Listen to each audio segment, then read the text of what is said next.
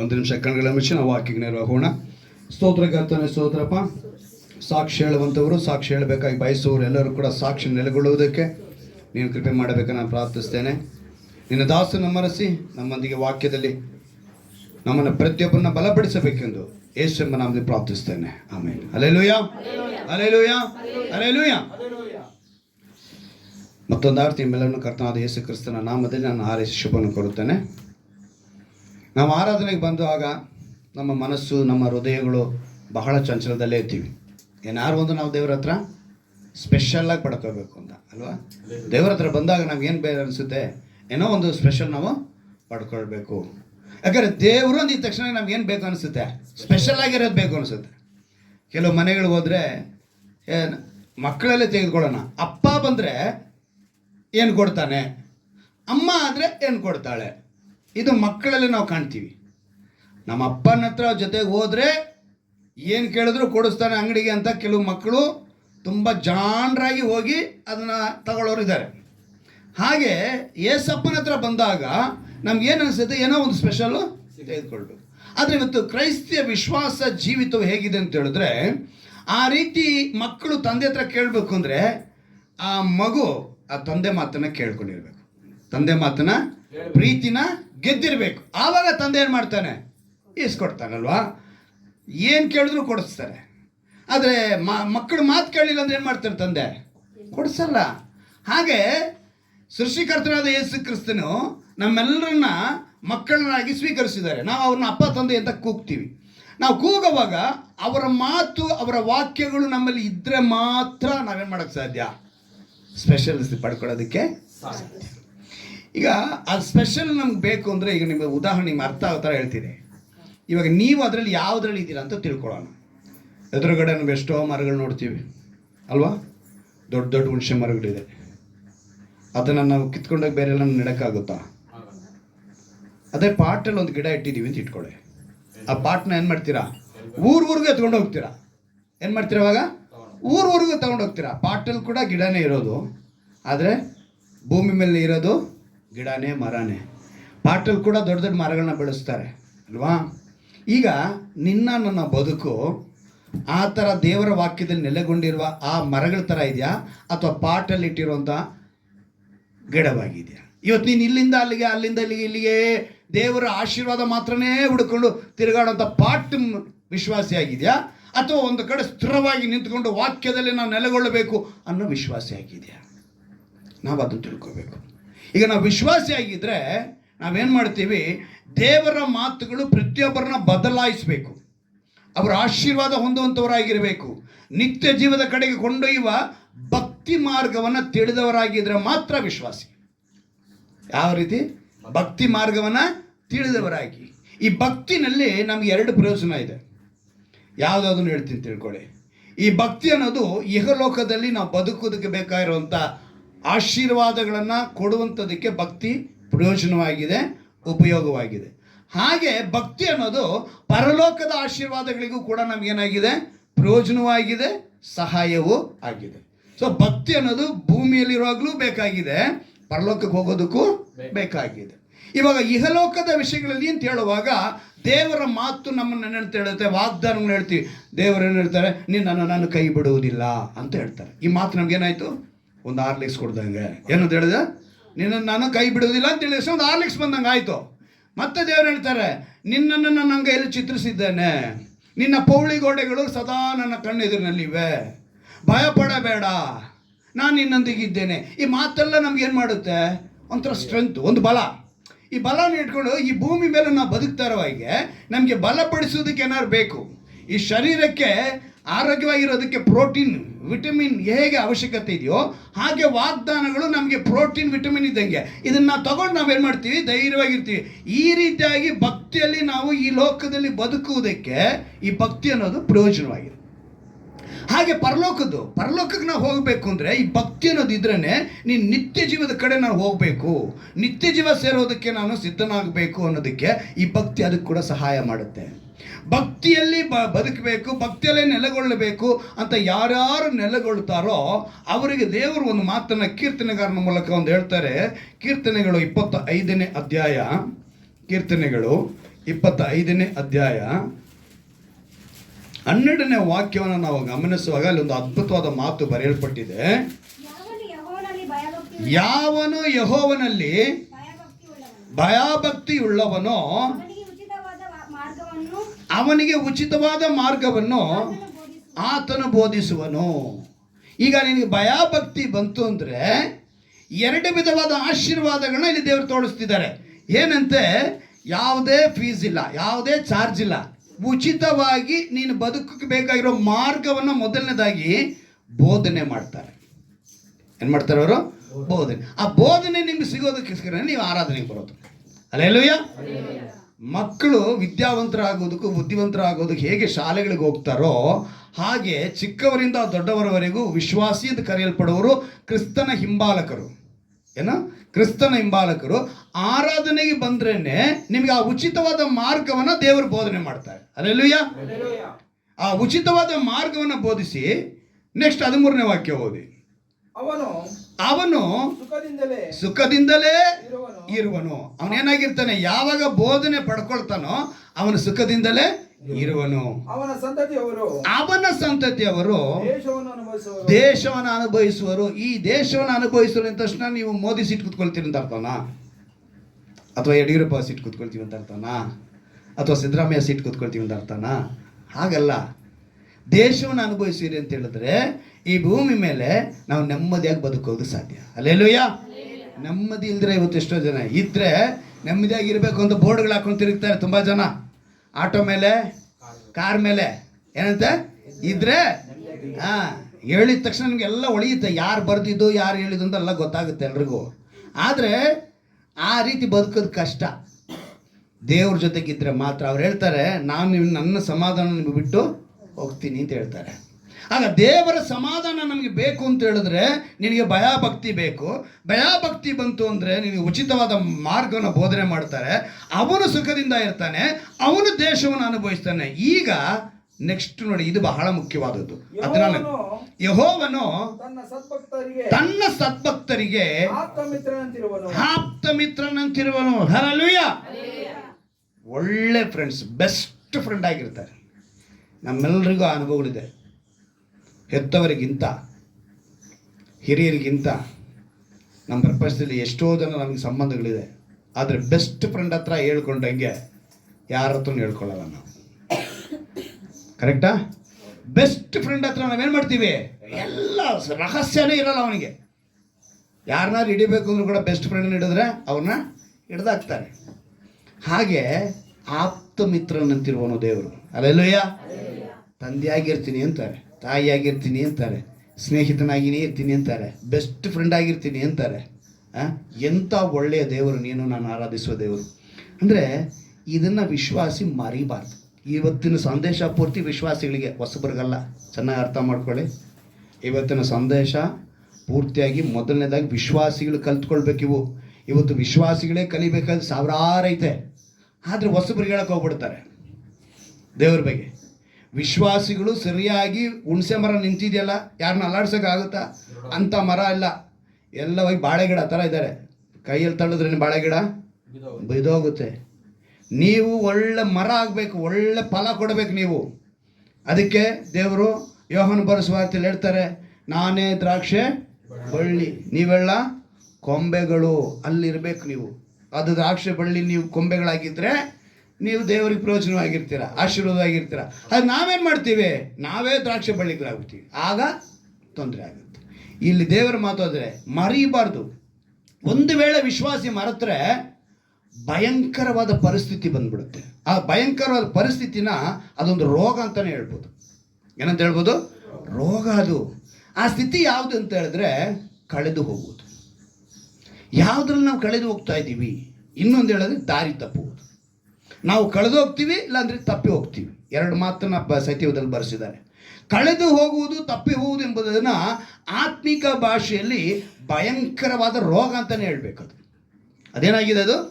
ಈಗ ಅದು ಬೈಬಲ್ ಭಾಷೆಯಲ್ಲಿ ಹೇಗೆ ಅದನ್ನು ಹೋಲಿಕೆ ಮಾಡಿ ಯೇಸು ನಮ್ಗೆ ಹೇಳಿದ್ದಾರೆ, ನಾವು ಆತ್ಮಿಕವಾಗಿ ತಪ್ಪಿ ಹೋಗಿದ್ದೀವಿ, ನಾವು ಆತ್ಮಿಕವಾಗಿ ಕಳೆದು ಹೋಗಿದ್ದೀವಿ. ಇದನ್ನು ದೇವರು ನಮಗೆ ತಿಳಿಪಡಿಸಬೇಕು ಅಂತೇಳಿ ಅವರು ನಮ್ಮ ಮಧ್ಯದಲ್ಲಿ ವಾಸ ಮಾಡುವಾಗ ಬದುಕಿದ ಕಾಲದಲ್ಲಿ ಹೇಳಿದಂಥ ಮಾತು. ಅವರು ಕುರಿಗಳ ಮಂದೆ ನೋಡಿ ಹೇಳ್ತಾರೆ. ಯಾವುದನ್ನು ನೋಡಿ ಹೇಳ್ತಾರೆ? ಕುರಿಗಳ ಮಂದೆನ ನೋಡಿ.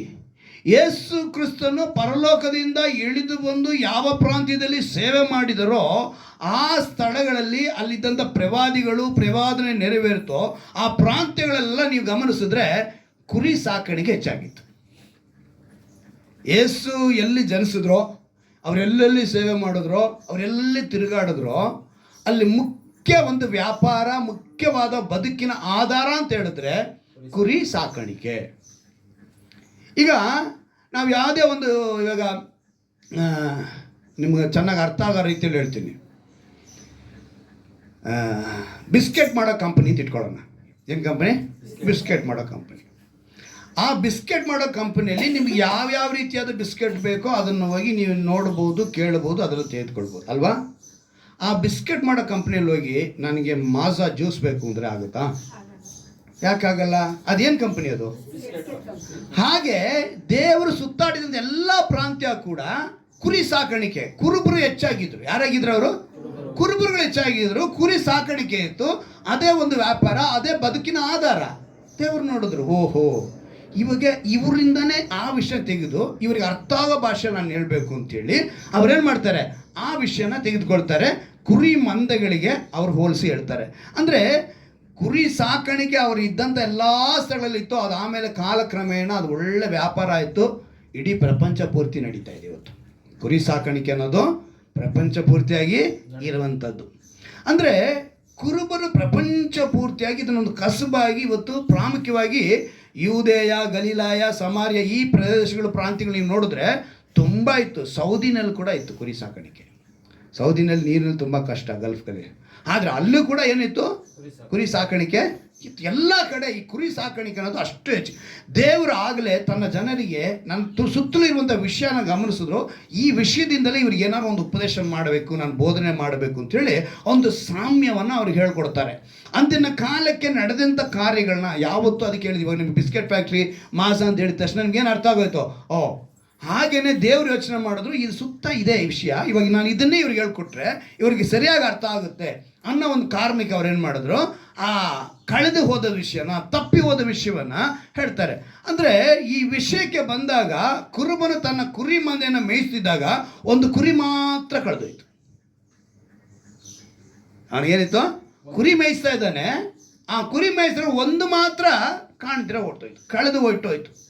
ಅವಾಗ ಅವನು ಏನು ಮಾಡ್ತಾನೆ, ಆ ಮಂದೆನ ಬಿಟ್ಟ. ಆ ಮಂದೆನ ಏನು ಮಾಡ್ದ ಅವನು? ಬಿಟ್ಟ. ಒಂದು ಉದಾಹರಣೆ, 100 ಕುರಿ, ಸತ್ಯದ ಅಷ್ಟೇ ಬರ್ದಿರೋದು, 100 ಕುರಿ, ಒಂದು ಕಳೆದೋಗಿದೆ. ಈ 99 ಇಲ್ಲೇ ಬಿಟ್ಟ. ಯಾವ್ದನ್ನು ಹುಡ್ಕೊಂಡು ಹೋಗ್ತಿದ್ದಾನೆ? ಒಂದನ್ನು ಹುಡ್ಕೊಂಡು ಹೋಗ್ತಿದ್ದಾನೆ. ಇವಾಗ ಗಮನಿಸ್ಬೇಕು, ನಾನು ಕಳೆದ ವಾರದಲ್ಲಿ ಕೂಡ ನಿಮ್ಗೆ ಹೇಳಿದೆ, ನನ್ನ ಸ್ವರಕ್ಕೆ ಕಿವಿಗೊಡುವ ಕುರಿಗಳು ಅಂತ ಹೇಳಿದ್ರು. ಯಾರು? ನನ್ನ ಸ್ವರಕ್ಕೆ ಕಿವಿಗೊಡುವ ಕುರಿಗಳು. ಕುರುಬನನ್ನು ನೋಡಿದ ತಕ್ಷಣ ಇಲ್ಲಿ ನಾವು ಎಷ್ಟೋ ಸುಮಾರು ಜನ ಕುರಿಗಳು ಕರ್ಕೊಂಡು ಅವರೊಂದು ಮಾತು ಹೇಳಿದ್ರೆ ಸಾಕು, ಗಾಡಿ ಬರ್ತಾರೆ ಅಂದ್ರೆ ಹೇಳೋದು ಸಾಕು, ಅದು ಹಂಗೆ ಅರ್ಥವೇ ಕುರಿಗಳು. ಎಷ್ಟು ಅವ್ನು ಯಾವ ಭಾಷೆಯಲ್ಲಿ ಮಾತಾಡ ನನಗೆ ಗೊತ್ತಿಲ್ಲ, ಆದರೆ ಕುರಿಗಳಿಗೆ ಅರ್ಥ ಆಯಿತು. ಅವರೊಂದು ಸಣ್ಣ ಕಡ್ಡಿ ಇಟ್ಟಿರ್ತಾರೆ. ಕಡ್ಡಿ ಇಟ್ಕೊಂಡು ಅವ್ರು ಹೇಳಿದ್ರೆ ಆ ಕುರಿಗಳು ಸೈಡ್ಗೋ, ಬಲಕ್ಕೋ, ಎಡಕ್ಕೋ, ಮುಂದಕ್ಕೋ, ಹಿಂದಕ್ಕೋ ಎಲ್ಲಿ ಹೋಗ್ಬೇಕೋ ಅವಳಿಗೆ ಗೊತ್ತಾಗ್ತೈತೆ. ಅಂದರೆ ಕುರುಬನ ಸ್ವರ ಅವಿಗೆ ಗೊತ್ತಾಗ್ತಾ ಇದೆ. ಅದನ್ನೇ ದೇವ್ರು ಹೇಳಿದ್ದು, ನನ್ನ ಕುರಿಗಳು ನನ್ನ ಸ್ವರಕ್ಕೆ ಕಿವಿಗೊಡುತ್ತವೆ, ಆಗ ಅವ್ರನ್ನ ಯಾರು ನನ್ನ ಕೈಯಿಂದ ಏನು ಮಾಡೋಕ್ಕಾಗಲ್ಲ, ಕಸಕೊಳ್ಳೋರು ಅಂತ ಹೇಳಿದ್ರು ಅಲ್ವಾ.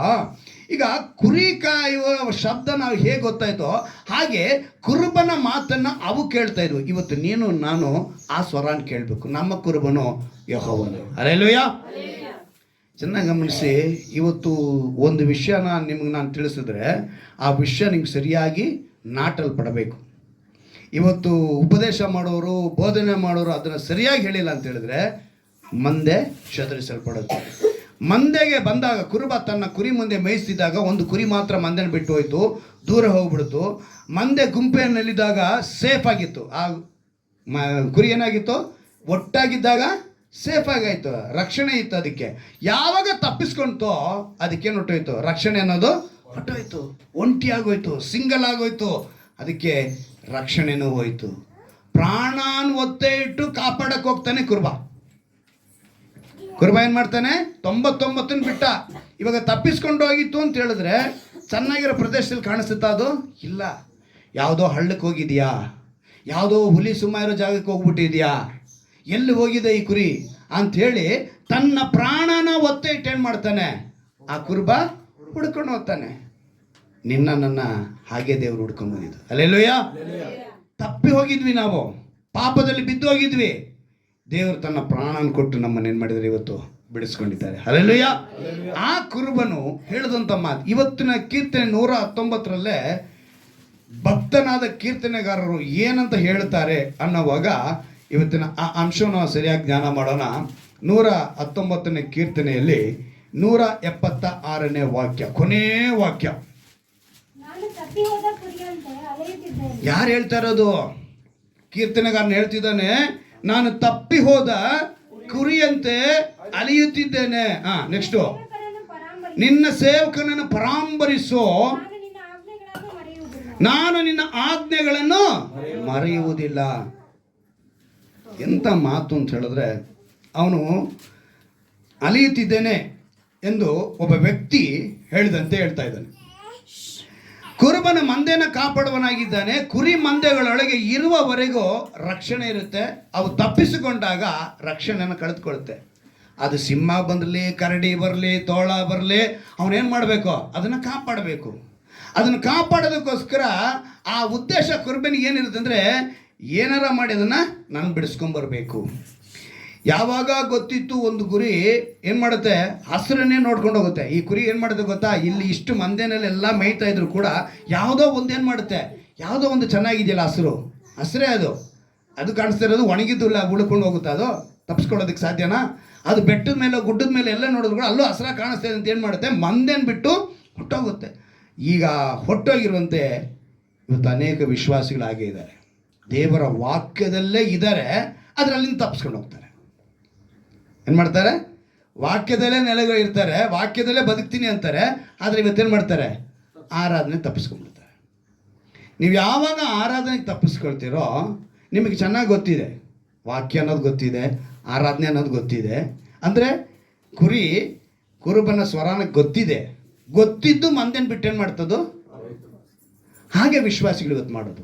ದೇವರ ವಾಕ್ಯ ಗೊತ್ತಿದೆ, ಆರಾಧನೆ ಎಂಬುದಕ್ಕೆ ಎಷ್ಟು ಪ್ರಾಮುಖ್ಯತೆ ಕೊಡಬೇಕು ಅನ್ನೋ ಗೊತ್ತಿದೆ, ಆದರೆ ಏನು ಮಾಡ್ತಾರೆ? ಆರಾಧನೆಗೆ ಬರೆದ್ರೆ ಸ್ವಂತ ಕಾರ್ಯಕ್ಕೆ ಹೋಗ್ತಾರೆ, ಯಾವುದೋ ಲಾಭ ಸಿಗುತ್ತೆ ಅಂತ ಹೋಗ್ತಾರೆ. ಆವಾಗ ಏನಾಗ್ತಿದ್ದೀವಿ? ನೀವು ದಾರಿ ತಪ್ಪಿದವರಾಗಿದ್ದೀರಾ. ಇದು ಅದಕ್ಕೆ ಹೇಳಿದ್ದು ವಿಶ್ವಾಸಿಗಳಿಗೆ, ಹೊಸ ವಿಶ್ವಾಸಿಗಳಿಗೆ ಯಾವಾಗ ಹೇಳ್ತಾರೆ ಅನ್ನೋದನ್ನು ಕೂಡ ನಾನು ಹೇಳ್ತೀನಿ. ಅಂದರೆ ಇವಾಗ ಕೆಲವು ಜಾತ್ರೆ ನಡೀತೆ ಅಂತ ಇಟ್ಕೊಳ್ಳೋಣ, ಅಥವಾ ಎಕ್ಸಿಬಿಷನ್ ನಡೀತೆ ಅಂತ ಇಟ್ಕೊಳ್ಳೋಣ. ಮಕ್ಕಳು ಕಳೆದೋಯ್ತು, ಅಥವಾ ಯಾರ ವಯಸ್ಸು, ನಮ್ಮ ರಿಲೇಷನಲ್ಲೇ ಒಬ್ಬರು 45 ವರ್ಷ ಆಗೈತೆ, ಹೋದವರು ಇನ್ನೂವರೆಗೂ ಸಿಕ್ಕಿಲ್ಲ. ಅವರು ಕೊನೆಗೆ ಅನ್ಯ ದೇವರುಗಳ ಸಹಾಯ ಕೂಡ ಪಡೆಯಕ್ಕೆ ಹೋಗ್ಬಿಟ್ರು. ಮಂತ್ರ ಮಾಡಿ ಏನಾದ್ರು ತೆಗೆದುಕೊಳ್ಬೋದು. ಕ್ರಿಶ್ಚಿಯನ್ಸ್ ಆಗಿದ್ದವ್ರು ಏನು ಮಾಡಿದ್ರು? ಮಂತ್ರ ಮಾಡಿನಾರು ಎಲ್ಲ ಹೇಳ್ಬಿಡ್ತಾರ ಅಂಥೇಳಿ ಕೂಡ ಅಲ್ಲಿಗೆ ಹೋದ್ರು ಅವರು. ಆದರೆ ಆ ವ್ಯಕ್ತಿ ಸಿಗಲೇ ಇಲ್ಲ. ಆ ರೀತಿಯಾಗಿ ಕಳೆದು ಹೋದವರು ಇವತ್ತು ಅನೇಕರು ನಮ್ಮ ಮುಂದೆ ಸಿಕ್ಕಿಲ್ಲ.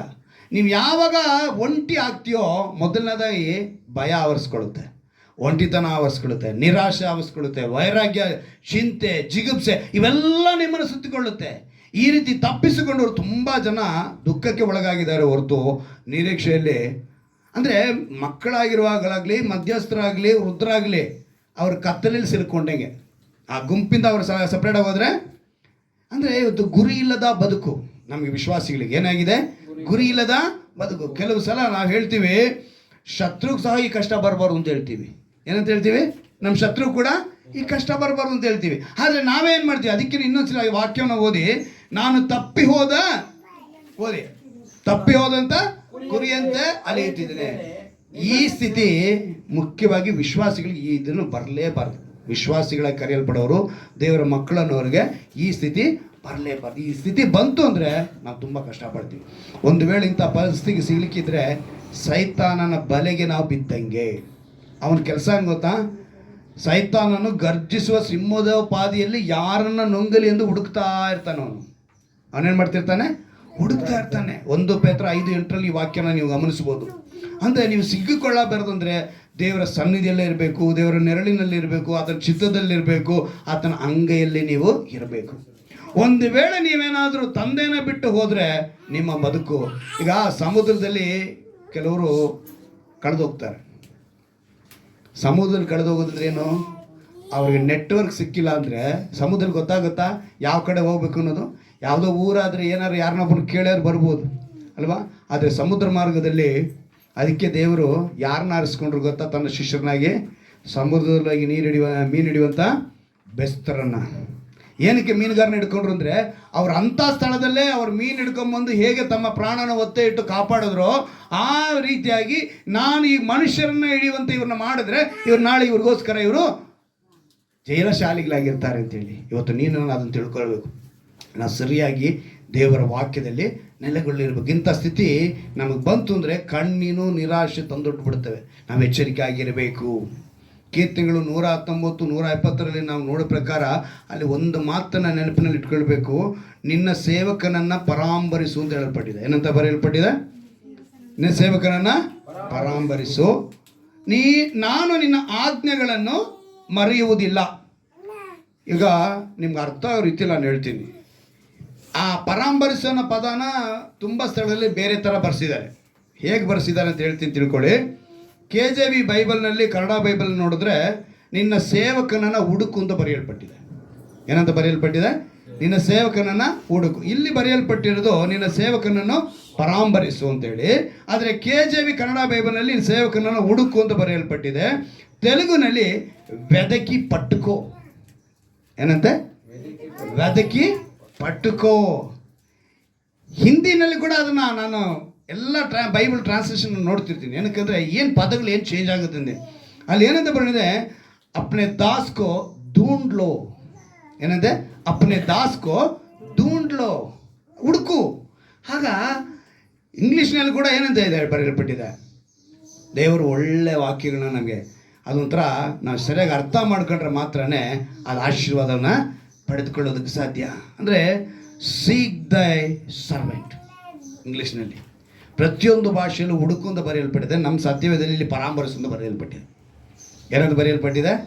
ಪರಾಂಬರಿಸು. ಒರಿಜಿನಲ್ ಟ್ರಾನ್ಸ್ಲೇಷನ್ ಹುಡುಕು ಅಂತಾನೆ. ನಿನ್ನ ಸೇವಕನನ್ನು ಹುಡುಕು. ಯಾವ ರೀತಿ ಹುಡುಕು ಅಂತ ಹೇಳ್ತಾನೆ? ನಿನ್ನ ಆಜ್ಞೆಗಳನ್ನು ಮರೆಯುವುದಿಲ್ಲ ಅಂತ ಹೇಳ್ತಾನೆ. ಈಗ ಆಜ್ಞೆಗಳನ್ನು ಮರೆಯುವುದಿಲ್ಲ ಅಂತ ಹೇಳುವಾಗ ನಿಮ್ಗೆ ಅರ್ಥ ಆಗೋ ರೀತಿಯಲ್ಲಿ ಹೇಳ್ತೀನಿ. ಎಲ್ಲರ ಹತ್ರ ಮೊಬೈಲ್ ಇದೆ ತಾನೆ ಇವತ್ತು? ಎಲ್ಲರ ಹತ್ರ ಮೊಬೈಲ್ ಇದೆ. ಈಗ ಯಾರಾದರೂ ನಿಮ್ಗೆ ಹೇಳ್ತಾರೆ ನಿಮ್ಮ ಲೊಕೇಶನ್ ಶೇರ್ ಮಾಡಿ ಅಂತ ಹೇಳ್ತಾರೆ. ನೀವೇನು ಮಾಡ್ತೀರಾ? ನಾವಿರುವಂಥ ಲೊಕೇಶನ್ನ ಕಳಿಸ್ಕೊಡ್ತೀವಿ. ಕರೆಂಟ್ ಲೊಕೇಶನ್ ಕಳಿಸ್ಕೊಟ್ರೆ ನಾವಿರುವಂಥ ಸ್ಥಳ, ಲೈವ್ ಲೊಕೇಶನ್ ಕೊಟ್ಟರೆ ನಾವು ಎಲ್ಲಿ ಪ್ರಯಾಣ ಬೆಳೆಸ್ತಾ ಇದ್ದೀವೋ ಆ ಲೊಕೇಶನ್ ಅದು ತೋರಿಸ್ತಾ ಇರೋದು. ಅದಕ್ಕೆ ಕೆಲವು ಗಂಟೆಗಳ ಕಾಲ ನಿಮಿಷಗಳ ಕಾಲ ಕೊಡ್ತಾನೆ. ಆ ಪ್ರಕಾರ ನೋಡ್ತೀವಿ. ಅಂದರೆ ನಿನ್ನ ಹತ್ರ ಏನಿತ್ತು? ಮೊಬೈಲ್ ಇತ್ತು. ನಿನ್ನ ಮೊಬೈಲಿಂದ ವಾಟ್ಸಪ್ ಮೂಲಕ ಅವ್ರಿಗೇನು ಕಳಿಸ್ತಾ ಇದೆಯಾ? ಲೊಕೇಶನ್ನ ಕಳಿಸ್ತಾ ಇದೆಯಾ. ಆಗ ಆ ವ್ಯಕ್ತಿ ನೀನೆಲ್ಲಿದೆಯಾ ಅವರೆಲ್ಲಿದೆಯಾ ಅನ್ನೋದು ನಮಗೆ ಗೊತ್ತಾಗುತ್ತೆ. ಈಗ ಅದನ್ನು ಬಿಟ್ಟು ನಾವು ಇನ್ನೊಂದು ನೋಡಬೇಕು ಅಂತ ಹೇಳಿದ್ರೆ GPS ಟ್ರ್ಯಾಕಿಂಗ್ ಅಂತ ಇದೆ. ಏನಿದೆ? GPS tracking. ಅದನ್ನು ನಾವು ಬೇಕಾದ್ರೆ ಒಂದು ವಾಹನಕ್ಕೆ ಹಾಕ್ಬೋದು, ಅಥವಾ ಮಕ್ಕಳು ಸ್ಕೂಲ್ಗೆ ಹೋಗುವಾಗ ಅವ್ರ ಬ್ಯಾಗ್ನಲ್ಲಿ ಇಡ್ಬೋದು. ಮಕ್ಕಳು ಕಳೆದೋಗದೇ ಇರಲಿ, ಅವ್ರು ಎಲ್ಲೇ ಹೋದ್ರು ಟ್ರ್ಯಾಕ್ ಮಾಡಬೇಕು. ಕೆಲವು ಈ ಡಿಸ್ಕವರಿ ಚಾನಲ್ನವರು ಪ್ರಾಣಿ ಪಕ್ಷಿಗಳ ಮೇಲೆ ಹಾಕಿರ್ತಾರೆ. ಅದನ್ನು ಹಾಕಿ ಆ ಪ್ರಾಣಿ ಪಕ್ಷಿಗಳು ಎಲ್ಲೆಲ್ಲಿ ತಿರುಗಾಡ್ತವೆ ಅವ ಒಂದು ಈ ಡಿಸ್ಕವರಿ ಮಾಡೋದಕ್ಕೋಸ್ಕರ ಮಾಡ್ತಾರೆ. ಅಲ್ಲಿಗೆ ಒಂದು ಮೊಬೈಲ್ ಇತ್ತು ಅಂದರೆ ನಿನಗೆ ಹೇಗೆ ಲೊಕೇಶನ್ ಗೊತ್ತಾಗುತ್ತೋ ಹಾಗೆ ಒಂದು ಇವಾಗ ಪೊಲೀಸ್ನವ್ರು ಏನು ಮಾಡ್ತಾರೆ? ಮೊಬೈಲ್ ಸಿಮ್ ಇಟ್ಕೊತಾರೆ ಅಲ್ವಾ? ನೀವು ಏನೇ ಮಾಡ್ಕೊಂಡೋಗಿದ್ರು ಕೂಡ ಆ ಸಿಮ್ ಎಲ್ಲಿ ಆ್ಯಕ್ಟಿವೇಶನ್ ಆಗಿದೆ, ಆ ಮೊಬೈಲ್ ಎಲ್ಲಿ ಆ್ಯಕ್ಟಿವೇಶನ್ ಆಗಿದೆ ಅಂತ ತಿಳ್ಕೊಂಡು ಆ ವ್ಯಕ್ತಿನ ಅವರು ಹಿಡಿದ್ಬಿಡ್ತಾರೆ. ಅದೇ ರೀತಿ ಇಲ್ಲಿ ಕೀರ್ತನೆಗಾರ ಹೇಳ್ತಾನೆ, ನಿನ್ನ ಆಜ್ಞೆಗಳನ್ನು ನಾನು ಮರೆತಿಲ್ಲ, ನನ್ನನ್ನು ಹುಡುಕು ಅಂತಾನೆ. ಏನಂತ ಹೇಳ್ತಿದ್ದಾನೆ? ನಿನ್ನ ಆಜ್ಞೆಗಳನ್ನು ನಾನು ಮರೆತಿಲ್ಲಪ್ಪ, ನಿನ್ನ ಆಜ್ಞೆ ನನ್ನೊಳಗಿದೆ, ಆದರೆ ನಾನು ದಾರಿ ತಪ್ಪಿದ್ದೀನಿ. ಆ ವಾಕ್ಯನ ಸರಿಯಾಗಿ ಗಮನಿಸ್ಬೇಕು ನೀವು. ಅವನು ಹೇಳ್ತಾನೆ, ಈಗ ಆಜ್ಞೆಗಳನ್ನು ಮರೆಯುವುದಿಲ್ಲ ಅನ್ನೋನು ದಾರಿ ತಪ್ಪಿ ಹೇಗೆ ಅಲಿಯುತ್ತಿದ್ದಾನೆ. ಅವನು ಮೊದಲನೇದಾಗಿ ಹೇಳ್ತಾನೆ, ನಾನು ತಪ್ಪಿ ಹೋದ ಕುರಿಯಂತೆ ಅಲಿಯುತ್ತಿದ್ದೇನೆ, ನಿನ್ನ ಸೇವಕನನ್ನು ಹುಡುಕು, ನಾನು ನಿನ್ನ ಆಜ್ಞೆಗಳನ್ನು ಮರೆಯುವುದಿಲ್ಲ. ಆಜ್ಞೆಯನ್ನು ಅವನ ಒಳಗೇನೆ ಇದೆ, ಆದರೆ ದಾರಿ ತಪ್ಪಿದ್ದಾನೆ. ವಿಶ್ವಾಸಿನೇ ನೀನು, ಆದರೆ ದಾರಿ ತಪ್ಪಿದ್ಯಾ. ಇವತ್ತು ನಮ್ಮ ವಿಶ್ವಾಸಿ ಶಿವರಾತ್ರಿಗೆ ಅಂಗಡಿ ಓಪನ್ ಮಾಡೋಕ್ಕೆ ಹೋಗೈತೆ. ಏನು ಮಾಡೋಣ? ನಮ್ಮ ವಿಶ್ವಾಸಿನೇ, ಏನು ಮಾಡೋಕ್ಕಾಗಲ್ಲ. ಈಗ ಅದು ಆಜ್ಞೆ ಇದೆ, ಆದರೆ ಏನು ಮಾಡುತ್ತೆ? ದಾರಿ ಈಗ ಇದೇ ರೀತಿ ಎಷ್ಟು ವಿಶ್ವಾಸಿಗಳಿಲ್ಲ ಇವತ್ತು. ಇವತ್ತು ನಾವಿನ್ನೂ ಸಂಪ್ರದಾಯಗಳನ್ನ, ಆಚಾರಗಳನ್ನ, ಪದ್ಧತಿಗಳನ್ನ ನಮ್ಮಿಂದ ನಾವು ಬಿಟ್ಟಿಲ್ಲ. ಏನಾಗ್ತಾ ಇದ್ದೀವಿ? ತಪ್ಪಿ ಹೋಗ್ತಾ ಇದ್ದೀವಿ. ಅದಕ್ಕೆ ದೇವರು ಎಚ್ಚರಿಕೆ ಪಡಿಸಿ ಇವತ್ತು ನಮ್ಗೆ ಈ ಮಾತನ್ನು ನಮ್ಗೆ ಹೇಳ್ತಿದ್ದಾರೆ. ನಾವು ಕಂಡುಹಿಡಿಯೋದಕ್ಕೆ ಲೋಕ ಪ್ರಕಾರವಾಗಿ ಟೆಕ್ನಾಲಜಿ ಉಪಯೋಗಿಸ್ತೀವಿ. ಹಾಗೆ ಆತ್ಮೀಕ ಟೆಕ್ನಾಲಜಿ ಪ್ರಕಾರ ನಿನ್ನೊಳಗೆ ಆಜ್ಞೆ ಇದ್ದರೆ ತಪ್ಪಿ ಹೋಗಿದ್ರೆ ದೇವ್ರನ್ನ ನೋಡ್ಕೊಂಡು ಬಂದ್ಬಿಡ್ತಾರೆ. ತಪ್ಪಿಸಿಕೊಂಡವರು, ಕಳೆದು ಹೋದವರು ಎಂಬ ನೆಟ್ವರ್ಕ್ ಇದ್ದರೆ ದೇವ್ರೇನು ಮಾಡ್ತಾರೆ? ನೀನು ದೊರಕ್ತೀಯಾವಾಗ. ನಿನ್ನ ಹತ್ರ ಆಜ್ಞೆ ಇಲ್ಲ ಅಂದರೆ ನೀನು ದೇವ್ರಿಗೆ ಸಿಗಲ್ಲ. ದೇವ್ರು ನಿನ್ನ ಕೈ ಬಿಟ್ಬಿಡ್ತಾರೆ. ಯಾಕಂದ್ರೆ ನಿನ್ನೊಳಗೆ ಏನಿಲ್ಲ? ಆಜ್ಞೆ ಇಲ್ಲ. ನಿನ್ನ ಹತ್ರ ನೆಟ್ವರ್ಕ್ ಇಲ್ವಲ್ಲ, ನಿನ್ನ ಹತ್ರ GPS ಟ್ರ್ಯಾಕಿಂಗ್ ಇಲ್ವಲ್ಲ. ಅದಕ್ಕೆ ಕೀರ್ತನೆಗಾರ ಹೇಳಿದ್ದು, ನನ್ನೊಳಗೆ ಆಜ್ಞೆ ಇದೆಯಪ್ಪ, ನನ್ನನ್ನು ಹುಡುಕು. ನಾನು ತಪ್ಪಿ ಹೋದ ಕುರಿಯಂತೆ ಅಲೆಯುತ್ತಿದ್ದೇನೆ. ಎಲ್ಲ ತಪ್ಪಿ ಹೋದ, ಅವನು ಅಲಿತಾ ಇದ್ದಾನೆ. ನಿನ್ನ ಆಜ್ಞೆ ನನ್ನ ಹತ್ರ ಇದೆ. ಟ್ರ್ಯಾಕ್ ಮಾಡಿದ್ರು ದೇವರು. ಆಜ್ಞೆ ಇರುವಂಥ ವ್ಯಕ್ತಿ, ಓಹೋ ಇಲ್ಲೇನಾ ಬೆಟ್ಟಳ್ಳಿ ಭಾಗದಲ್ಲ, ಎಲ್ಲೋ ತಿರುಗ್ತಾ ಇದ್ದಾನ, ಹಿಡ್ಕೊಂಬಂದು ಏನು ಮಾಡ್ತಾರೆ? ತನ್ನ ಹತ್ರ ಇಟ್ಕೊಳ್ತಾರೆ. ಸೊ ನಿನ್ನ ಟ್ರ್ಯಾಕ್ ಮಾಡೋದಕ್ಕೆ ನಿನ್ನೊಳಗೆ ಏನಿರಬೇಕು? ದೇವರ ವಾಕ್ಯ ಇರಬೇಕು. ದೇವರ ಮಾತು, ದೇವರ ವಾಕ್ಯವನ್ನು ನಾವು ಮರೆಯದಿದ್ದಾಗ ಮಾತ್ರ ವಿಶ್ವಾಸಿ ಆಗ್ತೀವಿ. ಆದರೆ ಇವತ್ತು ಕೆಲವು ಸಂದರ್ಭ, ಕೆಲವು ಮಾತುಗಳೇನು ಮಾಡ್ತೀವಿ? ಅಸಡ್ಡೆ ಮಾಡಿ ಭಯವಿಲ್ಲದೆ ದೇವರಿಂದ ದೂರ ಹೋಗ್ತಾ ಇದ್ದೀವಿ. ದೇವರು ಅದಕ್ಕೆ ಹೇಳ್ತಾರೆ, ಕೇಳುವುದರಿಂದ ಏನಾಗುತ್ತಂತೆ? ನಂಬಿಕೆ ಉಂಟಾಗುತ್ತೆ. ರೋಮಾಪುರ 10:17 ಬರೆಯಲ್ಪಟ್ಟಿದೆ, ಕೇಳುವುದರಿಂದ. ಸೊ ವಾಕ್ಯ ಕೇಳೋದಕ್ಕೆ ಎಲ್ಲಿಗಿರ್ಬೇಕು? ನೀವು ದೇವರ ಸನ್ನಿಧಿಯಲ್ಲೇ ಇರಬೇಕು. ಅಲ್ಲಿಗೆ ಬಂದಾಗ ನೀವು ವಾಕ್ಯದಲ್ಲಿ ನೆಲೆಗೊಳ್ಳುವಾಗ ಅದು ಬೀಜ ಬಿತ್ತಲ್ಪಡುತ್ತೆ, ಅದು ಒಳ್ಳೆ ಬೋಧನೆ ಸಿಗುತ್ತೆ, ನೀನು ಅದ್ರಲ್ಲಿ ನೆಲೆಗೊಳ್ತೀಯ. ದೇವರು ಇದನ್ನು ಹೇಗೆ ಒಂದು ರೀತಿಯಲ್ಲಿ ಹೇಳಿದ್ರೆ, ಲೂಕನ ಬರೋ ಸುವಾರ್ತೆ 15ನೇ ಅಧ್ಯಾಯ 3ನೇ ವಾಕ್ಯದಲ್ಲಿ ನಾವು ಗಮನಿಸುವಾಗ, ಲೂಕನ ಬರೋ ಸುವಾರ್ತೆ 15ನೇ ಅಧ್ಯಾಯ 3ನೇ ವಾಕ್ಯವನ್ನು ನಾವು ಗಮನಿಸುವಾಗ, ಲೂಕನ ಬರೋ ಸುವಾರ್ತೆ, ಆಗ ಆತನು ಅವರಿಗೆ ಒಂದು ಸಾಮ್ಯವನ್ನು ಹೇಳಿದನು. ಅದೇನೆಂದರೆ, ನಿಮ್ಮೊಳಗೆ ಯಾವ ಮನುಷ್ಯನಾದರೂ ತನಗೆ 100 ಕುರಿಗಳಿರಲಾಗಿ ಅವುಗಳಲ್ಲಿ ಒಂದು ಕಳೆದು ಹೋದರೆ ಅವನು 99 ಅಡವಿಯಲ್ಲಿ ಬಿಟ್ಟು ಕಳೆದು ಹೋದದ್ದು ಸಿಕ್ಕುವ ತನಕ ಅದನ್ನು ಹುಡುಕಿಕೊಂಡು ಹೋಗದೆ ಇದ್ದಾನೆ. ಕ್ವಶನ್ ಮಾರ್ಕಲ್ಲಿ ಎಷ್ಟು ಸ್ಪಷ್ಟವಾಗಿ ಹೇಳ್ತಾರೆ. ವಿಶ್ವಾಸಿ, ನೀನು ತಪ್ಪಿ ಹೋಗಿದ್ಯಾ, ಆಜ್ಞೆ ಕುರಿ ಸ್ವರ ಕೇಳಿದೆ, ಅದೇನಾಗಿದೆ? ತಪ್ಪಿ ಹೋಗ್ಬಿಟ್ಟಿದೆ. ದೇವರೇನು ಹೇಳ್ತಿದ್ರಲ್ಲಿ? ಬಿಟ್ಟು ಕಳೆದು ಹೋದದ್ದು ಸಿಕ್ಕುವ ತನಕ ಅದನ್ನು ಹುಡುಕಿಕೊಂಡು, ಸಿಗುವವರೆಗೂ ಬಿಡಲ್ಲ. ದೇವರು ಹುಡುಕ್ತಾರೆ ನಮ್ಮನ್ನು. ಆಜ್ಞೆ ಒಳಗಿದ್ರೆ ಮಾತ್ರ ನೀನು ಹುಡುಕೊಂಡು ಬರ್ತಾರೆ. ಪ್ರವಾದಿ ಇದನ್ನೇ, ಅದಕ್ಕೆ ಪ್ರವಾದಿ ಹೇಳಿದ ಮಾತನ್ನೇ ಯೇಸು ಇದನ್ನು ಹೇಳ್ತಾರೆ. ಇದನ್ನು ಯೆಶಾಯನ ಗ್ರಂಥದಲ್ಲಿ ಕೂಡ ಬರೆಸಿದ್ದಾರೆ. ಅಂದರೆ ಇವತ್ತು ನಾವು ಸರಿಯಾಗಿ ಅರ್ಥ ಮಾಡಿ. ನೆಕ್ಸ್ಟ್ 4ನೇ ವಾಕ್ಯ, 5ನೇ ವಾಕ್ಯ ಓದಿ. ಸಿಕ್ಕಿದ ಮೇಲೆ ಅವನು ಸಂತೋಷ ಪಡುತ್ತಾ ಅದನ್ನು ಹೆಗಲಿನ ಮೇಲೆ ಇಟ್ಟುಕೊಂಡು ಮನೆಗೆ ಬಂದು ಸ್ನೇಹಿತರನ್ನು, ನೆರೆಹೊರೆಯವರನ್ನು ಕೂಡಿಸಿ, ಕಳೆದು ಹೋದ ಕುರಿ ಸಿಕ್ಕಿತು, ಸಂತೋಷಿಸಿರಿ ಎಂದು ಅವರಿಗೆ ಹೇಳುವವನಲ್ಲವೇ? ಹೆಂಗ್ ಹೇಳ್ತಾನೆ ನೋಡಿ. ನನ್ನ ಜೊತೆ ಸೇರಿ ಎಲ್ಲರೂ ಏನು ಮಾಡಿ, ನಮ್ಮ ಭಾಷೆಯಲ್ಲಿ ಹೇಳ್ಬೇಕಾದ್ರೆ ಪಾರ್ಟಿ ಮಾಡೋಣ ಅಂತ. ಕಳೆದೋಯ್ತು, ಅದು ನನಗೆ ಸಿಕ್ಕಿದೆ, ಆಜ್ಞೆ ಇತ್ತು, ದಾರಿ ತಪ್ಪಿ ಹೋಗಿ ಅಲಿತಾ ಇತ್ತು, ಈಗ ನಾನೇನು ಮಾಡಿದ್ದೀನಿ? ಆ ಕುರಿನ ತರ್ಕೊಂಬಂದಿನಿ. ಇವತ್ತು ನೀನು ಆ ವಿಶ್ವಾಸಿಯಾಗಿರಬೇಕು. ನೀನು ಒಂದು ವೇಳೆ ತಪ್ಪಿ ಹೋಗಿದ್ರೆ ಇವತ್ತು ನಿನಗೆ ಎಚ್ಚರಿಕೆ ಪಡಿಸಿದೆ. ಆಜ್ಞೆ ಇದ್ದರೆ ನೀನು ದೇವರೇನು ಮಾಡ್ತೀನಿ? ಕರ್ಕೊಂಬಂದು ಇಟ್ಕೊಳ್ತಾರೆ. ಇಲ್ಲಿ 2 ವಿಧವಾದ ಗುಂಪನ್ನ ಇಲ್ಲಿ ಹೇಳಲ್ಪಡ್ತಾ ಇದೆ. ಒಂದು ಸಭೆಯಿಂದ ಕಳೆದು ಹೋದದ್ದು, ಇನ್ನೊಂದು ಸಭೆ ಎಂಬುದೇ ಗೊತ್ತಿಲ್ಲದಿರೋಂಥ ಕುರಿಗಳು. ಇದನ್ನು ಹೊಸ ವಿಶ್ವಾಸಿ ಅಂತ ಹೇಳ್ಬೋದು. ಸಭೆ ಅನ್ನೋದೇ ಗೊತ್ತಿಲ್ಲ ಅವರಿಗೆ, ದೇವ್ರು ಯಾರು ಅಂತ ಗೊತ್ತಿಲ್ಲ, ಅವ್ರ ಸಭೆಯಲ್ಲಿಲ್ಲ. ಅದು ಒಂಥರ ಕಳೆದು ಹೋದಂಥ ಕುರಿ, ತಪ್ಪಿ ಹೋದಂಥ ಕುರಿ. ಆದರೆ ಸಭೆ ಗೊತ್ತಿದ್ದು, ಸಭೆ ಎಲ್ಲ ಗೊತ್ತಿದ್ದು, ವಾಕ್ಯ ಗೊತ್ತಿದ್ದು, ಇದು ಕೂಡ ಕಳೆದು ಹೋಗುತ್ತೆ ಈ ಕುರಿ. 2 ವಿಧವಾದ ಕುರಿಗಳ ಕುರಿತು ದೇವರು ಸ್ಪಷ್ಟವಾಗಿ ಹೇಳ್ತಾರೆ. ಲೋಕದಲ್ಲಿ ಕಳೆದು ಹೋದ ಜನರನ್ನು ಸಭೆಗೆ ಸೇರಿಸುವುದು ಕೂಡ ದೇವರೇ, ಹಾಗೆ ಸಭೆಯಿಂದ ಕಳೆದು ಹೋದದನ್ನು ಮತ್ತೆ ಸಭೆಗೆ ಸೇರಿಸೋದು ದೇವರೇ.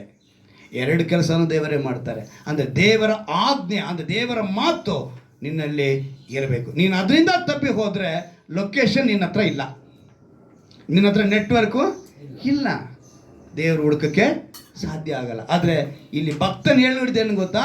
ನಾನು ಆಜ್ಞೆಗಳನ್ನು ಮರೆಯುವುದಿಲ್ಲ, ನನ್ನನ್ನು ಹುಡುಕು ಅಂತ ಹೇಳ್ದ. ಅದಕ್ಕೆ ದೇವರು ಈ ಮಾತನ್ನು ಹೇಳಿದ್ರು, ತಪ್ಪಿ ಹೋದದ್ದು ಸಿಕ್ಕುವ ತನಕ ನಾನು ಮಾಡ್ತಾ ಇರ್ತೀನಿ ಹುಡುಕ್ತಾ. ಅಂದರೆ ದೇವ್ರು ಕಾಯ್ತಾ ಇದ್ದಾರೆ, ದೀರ್ಘ ಶಾಂತಿಯಿಂದ ಕಾಯ್ತಾ ಇದ್ದಾರೆ. ಯಾರೂ ನಾಶವಾಗಬಾರ್ದು ಅಂತ ಅವ್ರು ಏನು ಮಾಡ್ತಿದ್ದಾರೆ, ನ್ಯಾಯಾಧಿಪತಿಯಾಗಿ ಬರಬೇಕಾಗಿತ್ತು ಇಷ್ಟು ವರ್ಷಕ್ಕೆ, ಆದರೆ ಬಂದಿಲ್ಲ. ಮೊದಲನೇ ಶತಮಾನದಲ್ಲೇ ಅಪೊಸ್ತಲರು ಏನು ಮಾಡಿದ್ರು ಅಂತ ಗೊತ್ತಾ, ತಮಗಿದ್ದನ್ನೆಲ್ಲ ಮಾರ್ಬಿಟ್ಟು ತಗೊಂಡೋಗಿ ನಾಳೆನೇ ಯೇಸು ಬಂದ್ಬಿಡ್ತಾರೆ ಅಂತೇಳಿ ಮೊದಲನೇ ಶತಮಾನ ಸುಮಾರು 65ರಲ್ಲಿ, ಎಷ್ಟು 65ನೇ ಇಸ್ವಿ, ಇನ್ನೂ 100 ಕಡೆ ಆಗಿಲ್ಲ. ಮೊದಲನೇ ಶತಮಾನದಲ್ಲಿ ಇನ್ನು ಮುಕ್ಕಾಲು ಪಾಲದಲ್ಲೇ ಆವಾಗಲೇ ರಾಜ್ಯ ಬಂದ್ಬಿಡುತ್ತೆ ಅಂದ್ಕೊಂಡ್ರು. ಆದರೆ ಇವತ್ತಿಗೆ 2026 ವರ್ಷಗಳು ಕಳೆದೋಯ್ತು. ಎಷ್ಟು ವರ್ಷಗಳು ಕಳೆದೋಯ್ತು? ದೇವರು ಇನ್ನೂ ಕಾಯ್ತಾ ಇದ್ದಾರೆ. ನೀನು ನಾನು ಇನ್ನೂ ಪೂರ್ತಿಯಾಗಿ ದೇವರೊಂದಿಗೆ ಇರಬೇಕು ಅಂತೇಳಿ. ಅಂದರೆ ಇವತ್ತು ನಮ್ಮ ಏನಂತ ವಿಶ್ವಾಸಿಗಳಾಗಿದೆ ಅಂದರೆ, ಇದು ಕೊನೆಯದಾಗಿ ನಾನು ಹೇಳ್ತೀನಿ ತಿಳ್ಕೊಳ್ಳಿ, ಸರಿಯಾಗಿ ಅರ್ಥ ಮಾಡ್ಕೊಳ್ಬೇಕು. ವಿಶ್ವಾಸಿಯಾಗಿ ನೀನು ದಾರಿ ತಪ್ಪಿದೆ ಇದೆ ಅಂದರೆ ನೀನು ಏನು ಮಾಡ್ತೀವಿ? ಇವತ್ತಿನ ಅಂಶನೇ ಅದೇ ಹೇಳಿದೆ, ಪುನಃ ಶಿಲುಬೆಗೆ ಆಗ್ತಾ ಇದ್ದೀವಿ ನಾವು ದೇವ್ರನ್ನ. ನಾವೇನು ಮಾಡ್ತಾ ಇದ್ದೀವಿ? ಪುನಃ ಶಿಲುಬೆಗೆ. ಇಬ್ರಿಯರಿಗೆ ಬರೆದ ಪತ್ರಿಕೆ 6ನೇ ಅಧ್ಯಾಯ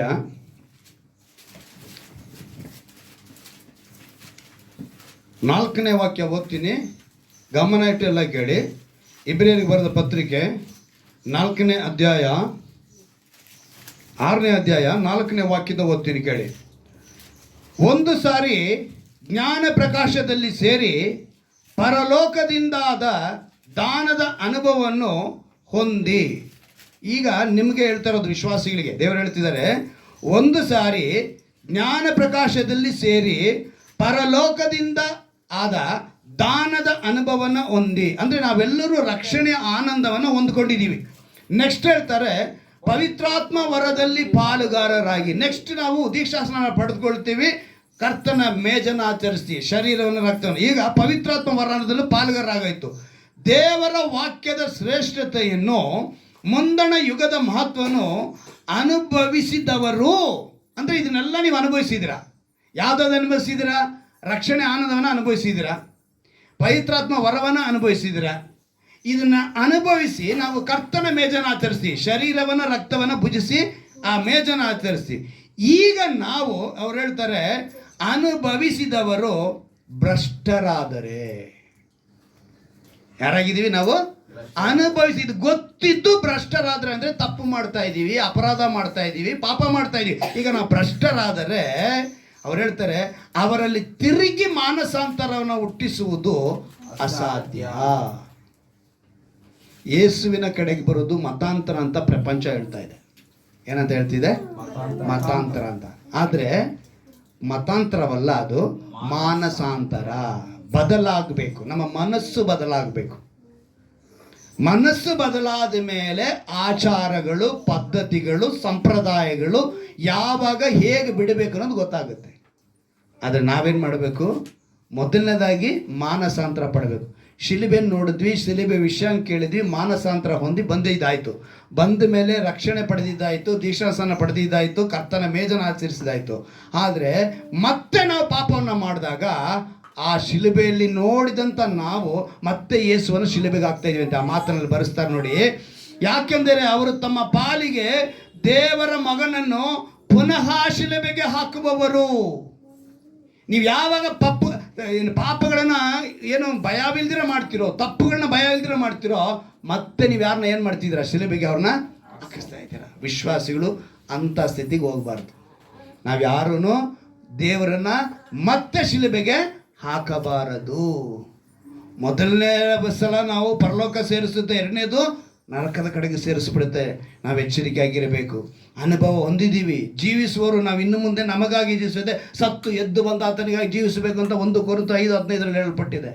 ಸತ್ತು ಎದ್ದು ಬಂದ ಆತನ ನಾವೇನು ಮಾಡಬೇಕು? ಜೀವಿಸಬೇಕು. ದೇವರ ಕಡೆಗೆ ತಿರುಗಿಕೊಳ್ಳುವಾಗ ಪರಲೋಕದಲ್ಲಿ ಏನಾಗುತ್ತಂತೆ? ಸಂತೋಷ ಉಂಟಾಗುತ್ತೆ. ಆ ರೀತಿಯಾಗಿ ನಾವು ಬದುಕಬೇಕು. ಅಂದರೆ ಇವತ್ತು ನಾವು ತಿಳ್ಕೊಬೇಕಾದ್ರೆ ಅಂತೇಳಿ ದಾರಿ ತಪ್ಪೋದಕ್ಕೆ ಅವಕಾಶ ಕೊಡಬಾರ್ದು. ವಿಶ್ವಾಸಿಗಳಾಗಿ ದೇವರ ಆಜ್ಞೆಗಳು ಯಾವಾಗಲೂ ನಮ್ಮಲ್ಲಿ ನೆಲೆಗೊಂಡಿದ್ರೆ ದೇವರು ಯಾವಾಗಲೂ ನಮ್ಮಲ್ಲಿ ನೆಲೆಗೊಂಡಿರು. ಹಲ್ಲೆಲೂಯಾ. ದೇವರ ವಾಕ್ಯ ಹೇಳ್ಬಿಟ್ಟಿದೆ, ನೀವು ನನ್ನಲ್ಲಿಯೂ ನನ್ನ ವಾಕ್ಯಗಳು ನಿಮ್ಮಲ್ಲಿ ನೆಲೆಗೊಂಡಿದ್ದರೆ ನೀವು ಏನು ಬೇಕಾದ್ರೂ ಬೇಡಿಕೊಳ್ಳಿರಿ, ಆಗ ತಂದೆಯಾದ ದೇವರು ನಿಮಗೆ ಅದನ್ನು ಅನುಗ್ರಹಿಸುವನು. ಫಲ ಕೊಡುವರಾಗಿರ್ತೀವಿ. ಅಂದರೆ ದೇವರ ಆಜ್ಞೆಗಳು ಯಾವಾಗಲೂ ಒಳಗಿರಬೇಕು. ಆಜ್ಞೆ ಇಲ್ಲ ಅಂದರೆ ನೀವು ಮತ್ತೆ ಅವರ ಶಿಲುಬೆಗೆ ಹಾಕ್ದಂಗೆ. ಇವತ್ತಿನ ಯಾವ ವಿಶ್ವಾಸ ಅಂತ ನೀನು ತೀರ್ಮಾನ ಮಾಡಿಕೊ, ಮೊಣಕಾಲು ಹಾಕಿ ಈ ಅನುಭವ ನನಗೆ ಕೊಡು ಅಂತೇಳಿ ನಾವೆಲ್ಲರೂ ಪ್ರಾರ್ಥನೆ ಮಾಡೋಣ.